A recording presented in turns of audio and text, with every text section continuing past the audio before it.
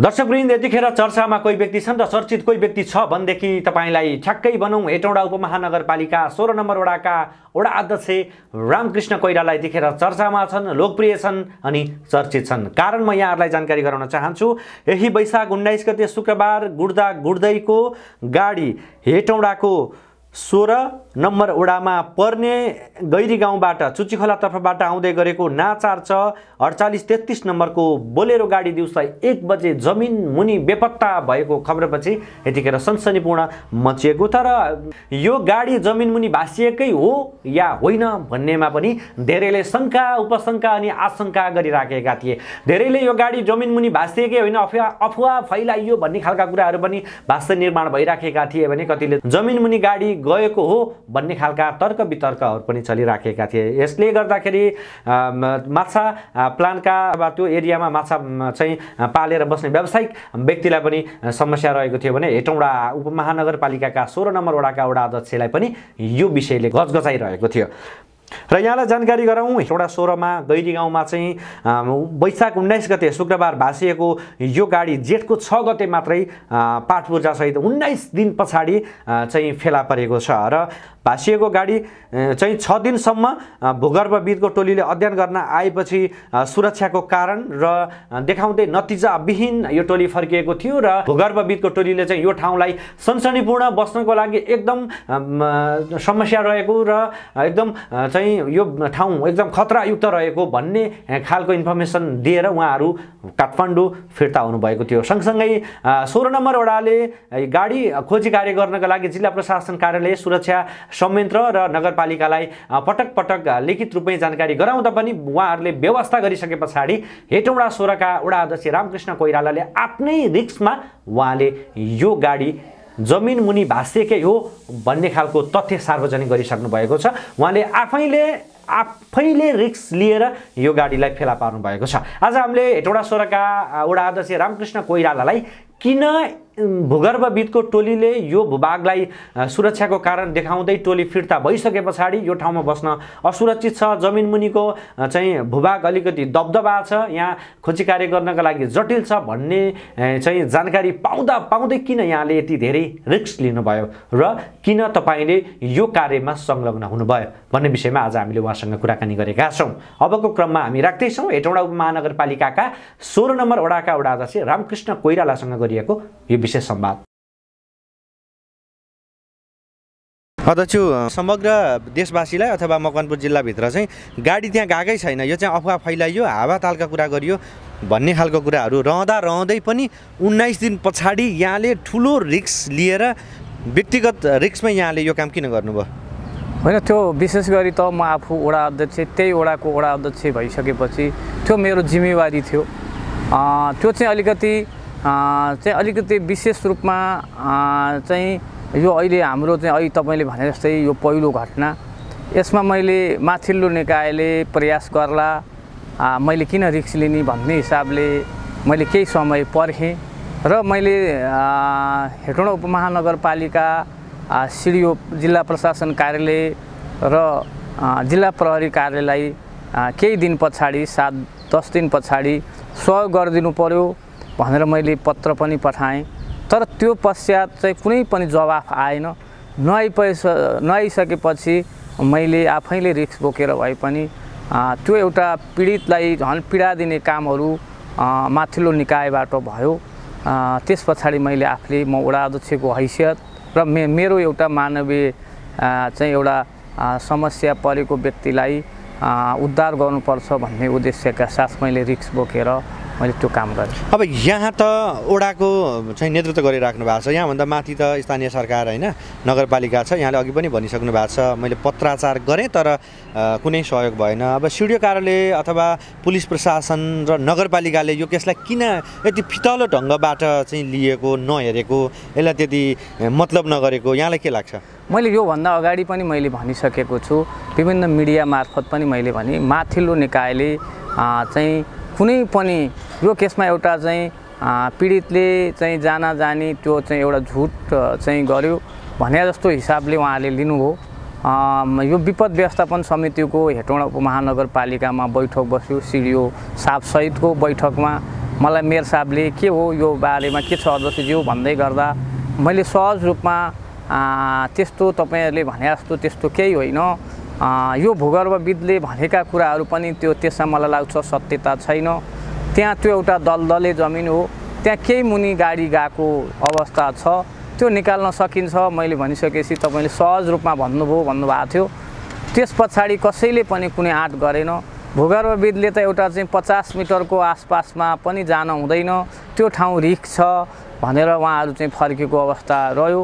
र त्यस पछाडि अब मलाई लाग्यो कसैले पनि यस विषयमा गम्भीरतापूर्वक लिएन भन्ने मलाई लागेको कारण र माथिल्लो निकायले कसैले पनि यसलाई चाहिँ यो विषयमा कुनै पनि यो चासोको रूपमा नदेखाइसकेपछि अब अध्यक्षज्यू हामीले सुनेअनुसार चाहिँ त्यहाँ चाहिँ यहाँसँग पनि वाद विवादको अवस्था रह्यो।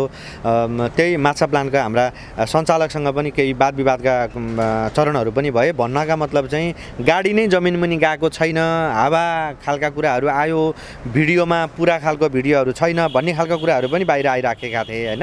यसले यहाँलाई अझ बढी चुनौतीको रूपमा चाहिँ मैले यो खोज्नुपर्छ देखाउनुपर्छ भन्ने लाग्यो हो होइन। मेरो चाहिँ के थियो भने म आफै त्यो एउटा पीडितलाई प्रशासनले भनौँ, अब यो मलाई लाग्छ त्यो चाहिँ जिल्ला प्रशासन हो या प्रहरीको टिम जाँदाखेरि पनि यो गाडी एउटा चाहिँ खाना खाँदा भातको सित खान त 5 सेकेन्ड 10 सेकेन्ड लाग्छ भने त्यो गाडी 5 सेकेन्डभित्रमा चाहिँ कहाँ जान्छ तेरो गाडी भने जस्तो खुरो गरेर एउटा पीडितलाई यो गाडी भेटेन भने तँलाई कारबाही गर्छौँ भने जस्तो कुरो गरेपछि त्यो पीडित चाहिँ उहाँ चाहिँ एकदम चाहिँ उहाँलाई चाहिँ अझ बढी पीडा पार्ने काम हुँदै गर्दा म आफै त्यो चाहिँ जिल्ला प्रहरी कार्यालयमा पनि गएँ।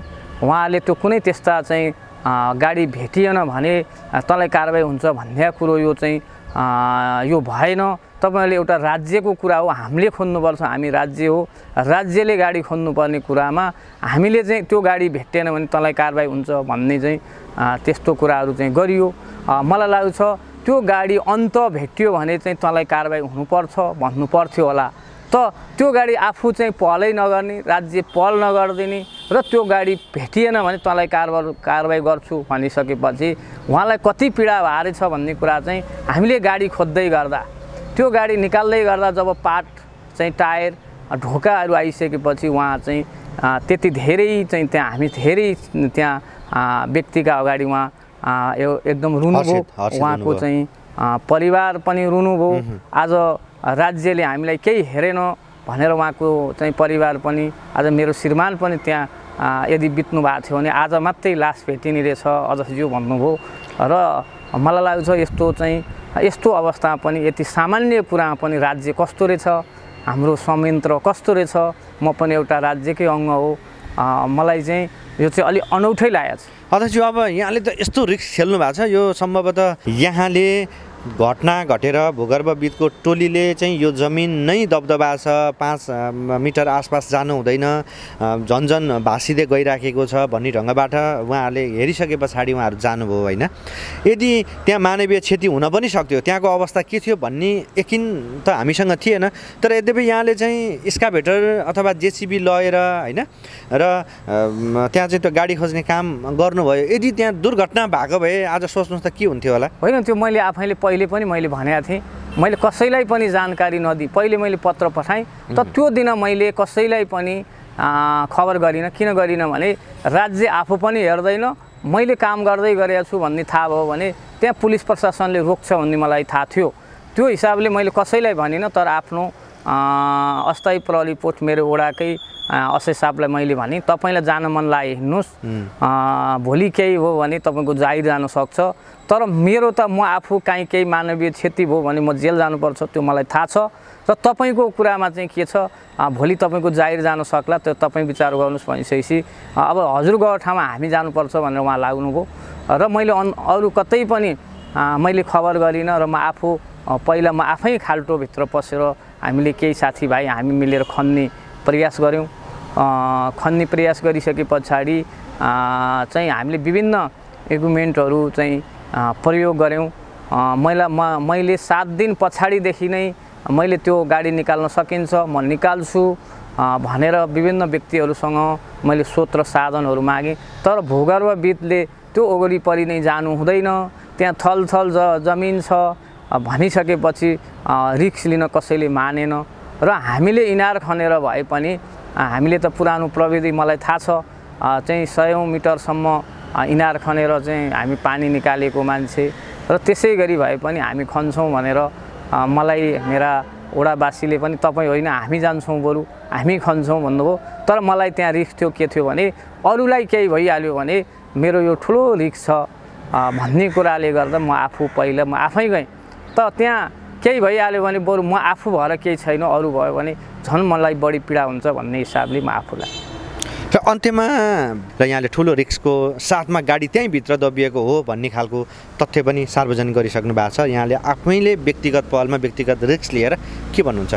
होइन, मैले तपाईँहरू म मात्रै होइन, आज सिङ्गो जगतले यो राज्य के रहेछ, राज्यले किन पहल गरेन चाहिँ अब त्यो सबैले देख्नु नै भएको छ। विशेष गरी मलाई मेरो वडावासी लगायत धेरै साथीहरूले सपोर्ट गरेर हौसला दिएर उहाँहरूलाई पनि रिस्क त लागेको थियो, तर मैले अलिकति जिद्दी गरिसकेपछि गाडी त निकाल्नै पर्छ भनिसकेपछि सँगसँगै गरेर हौसला दिएर त्यो काम गर्न वडा अध्यक्ष आफै लाग्नुभयो।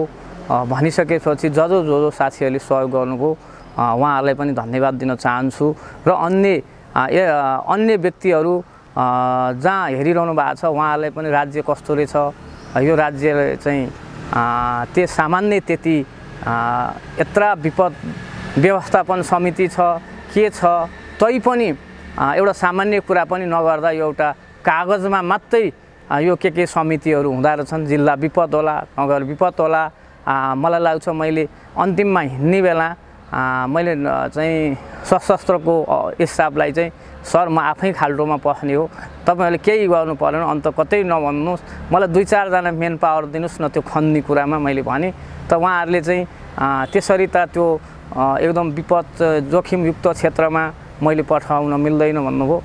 त्यो पछाडि म आफै जे हुन्छ भनेर म आफै चाहिँ गएको हो। मलाई चाहिँ कसैले चाहिँ मूर्ख पनि भन्नुभयो होला, कसैले राम्रै काम पनि भन्नुभयो होला, र सबैलाई चाहिँ यसलाई चाहिँ राम्रो हिसाबले बुझिदिन चाहिँ सबैलाई मैले चाहिँ अनुरोध गर्छु। हस् अध्यक्षज्यू, यो विषयमा धेरैजना साथीहरूले चाहिँ मलाई हेटौँडा टुडेबाट भिडियो बनाउनु पर्यो, खास के हो वडा अध्यक्षसँग संवाद गर्नु पर्यो भन्ने खालका मेसेजहरू आइसके पछाडि हाम्रो टिमले तपाईँसँग यो कुराकानी गर्न सफल भएका छौँ। कुराकानीको लागि यहाँलाई धेरै धेरै धन्यवाद।